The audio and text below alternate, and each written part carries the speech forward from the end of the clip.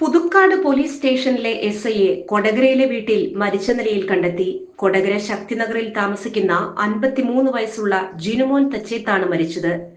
ഞായറാഴ്ച രാവിലെ വീട്ടുകാർ വിളിച്ചുണർത്താൻ എത്തിയപ്പോഴാണ് മുറിയിൽ മരിച്ച നിലയിൽ കണ്ടെത്തിയത്.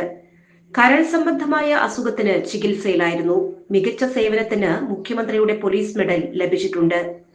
പുതുക്കാട് സ്റ്റേഷനിൽ 2 വർഷമായി ഗ്രേഡ് എസ്ഐ ആയിരുന്നു. പോസ്റ്റ്മോർട്ടത്തിന് ശേഷം മൃതദേഹം ബന്ധുക്കൾക്ക് വിട്ടുകൊടുത്തു. പുതുക്കാട് സ്റ്റേഷനിൽ മൃതദേഹം പൊതുദർശനത്തിന് വച്ചു.